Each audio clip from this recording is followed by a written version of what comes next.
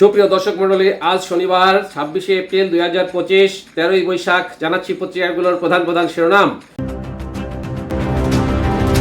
সর্বপ্রথম Ittefaq main heading করছে, কাশ্মীরের ঘটনাকে ইসলামপন্থী হামলা বলেছেন তুলসী, মোদির পাশে থাকার বার্তা। নেক্সট প্রথম আলোর মেইন হেডিং, বিশেষ সাক্ষাৎকার, বাবার বিষয়ে স্বার্থের সংঘাতের সংখ্যা থেকে দুঃখ প্রকাশ করছি। নেক্সট যুগান্তরের মেইন হেডিং, এবার নতুন কৌশলে মাঠে নামছে আওয়ামী লীগ। নেক্সট জনকণ্ঠের মেইন হেডিং, অবশেষে শান্তি চুক্তি নিয়ে সুখবর দিলেন ডোনাল্ড ট্রাম্প। এরপর ইনকলাবের মেইন হেডিং, অতি দরিদ্র বৃদ্ধির সংখ্যা। নেক্সট আমাদের সময়ের মেইন হেডিং, বিএনপি জামাত ও এনসিপি দৌড়ধাপ, জোটের নানা হিসাব। নেক্সট কালেকণ্ঠর মেইন হেডিং, 581 কোটির মধ্যে 350 কোটি টাকাই আত্মসাৎ। এরপর মানব জমিনের মেইন হেডিং, উপমহাদেশে বিপজ্জনক সময় চলছে, এখন দরকার সংযম। নেক্সট সমকালের মেইন হেডিং, 15 বছর দুদকের নিষ্ফল তদন্ত।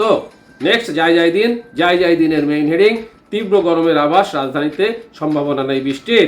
নেক্সট বিবিসি বাংলার মেইন হেডিং, বিএনপি জামাত এনসিপি দৌড়ধাপ, জোটের নানা হিসাব। এরপর আরটিভি নিউজের মেইন হেডিং, ঐক্যমত কমিশনের সঙ্গে বৈঠকে বসছে জামায়াত। এই ছিল পত্রিকাগুলোর প্রধান প্রধান শিরোনাম। চলে যাচ্ছে যে কোনো একটি সংবাদের বিশ্লেষণে। ইতিমধ্যে আমরা সকলে অবগত, ভারত নিয়ন্ত্রিত কাশ্মীরে ভারত এবং পাকিস্তানের মধ্যে যুদ্ধ অবস্থা প্রায় বিরাজ করছে। যে কোনো মুহূর্তে বড় ধরনের যুদ্ধের আশঙ্কাও দূর করা যায় না। ইতিমধ্যে এ ব্যাপারটা নিয়ে তুলসী গ্যাবার্ড একটা ভয়াবহ বিস্ফোরক মন্তব্য করছেন। আপনাদেরকে নিয়ে যাচ্ছি ইত্তেফাকের প্রতিবেদনে। কাশ্মীরের ঘটনাকে ইসলামপন্থী হামলা বললেন তুলসী, মোদির পাশে থাকার আহ্বান।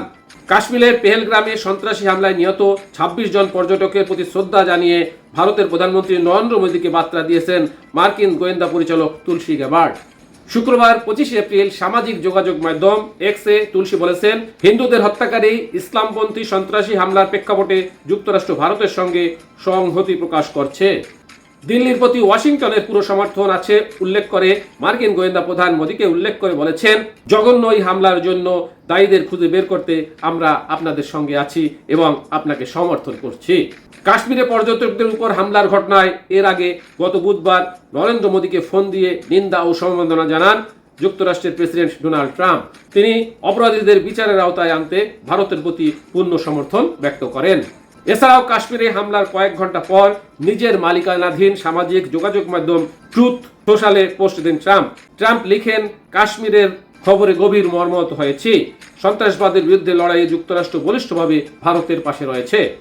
এদিকে কাশ্মীরে হামলার পর এর দায় স্বীকার করেছে দ্য রেজিস্ট্যান্স ফ্রন্ট নামের একটি জঙ্গি সংগঠন।